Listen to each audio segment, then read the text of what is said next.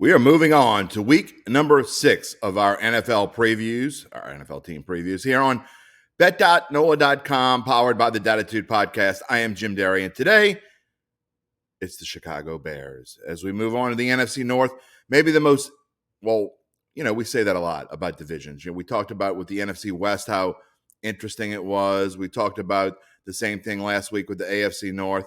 The NFC North, as a whole, maybe not the most interesting division in the NFL, but it has a couple of teams that I think are some of the most interesting teams in the NFL.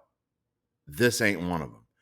Chicago Bears coming in off of a 6-win season, and their over-under this year is at 6.5. Now, before we get to our graphic with the numbers on it, we talk about a new coach in Matt Eberflus and how much change can that actually make for this team? Can they take the next step? They have a quarterback in Justin Fields who got his feet wet last year, got his chance to start, had a great backup in Andy Dalton. Well, this year, the reins are all his. Justin Fields is on an island by himself because his backup is Trevor Siemian. I'm not going to get into all the things I've talked about with Trevor Siemian last year, but Justin Fields, the unquestioned starter and unquestioned leader on offense of this team. Can he take the Bears to where they need to go?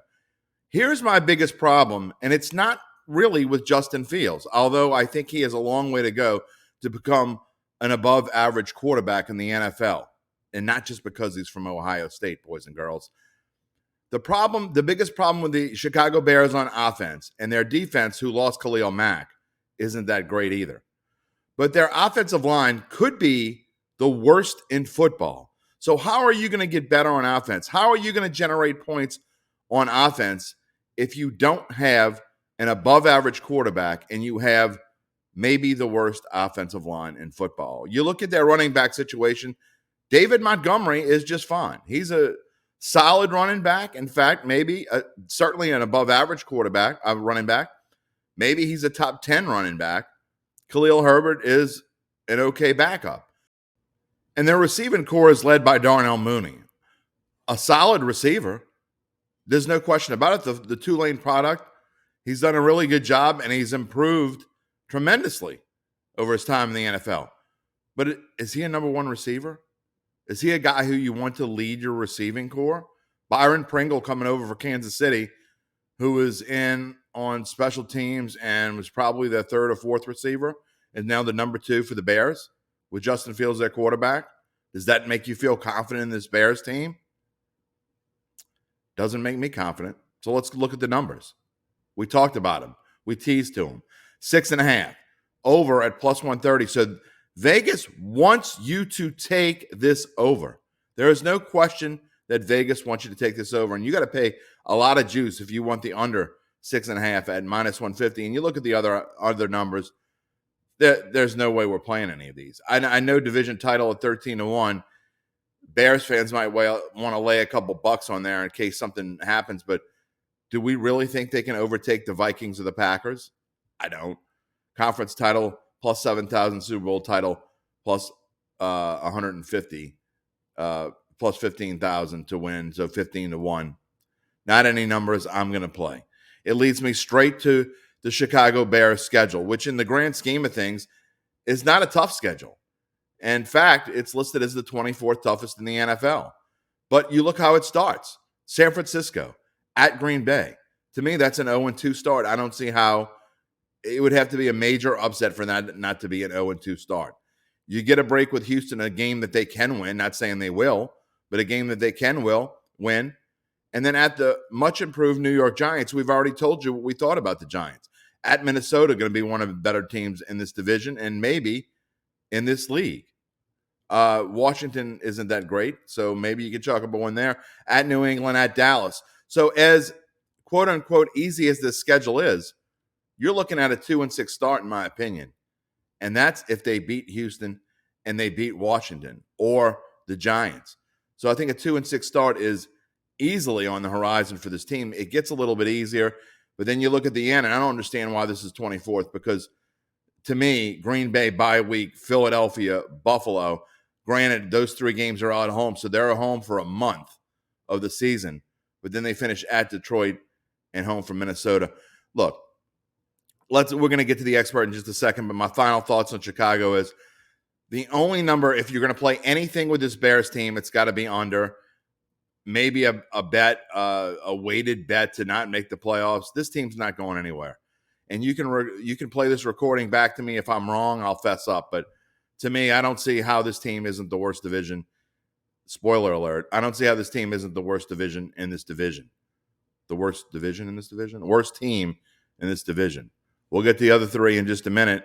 We've already told you what we thought about the others. I think it's going to be a fight between Chicago, Atlanta, maybe, potentially Washington for the worst teams in this division.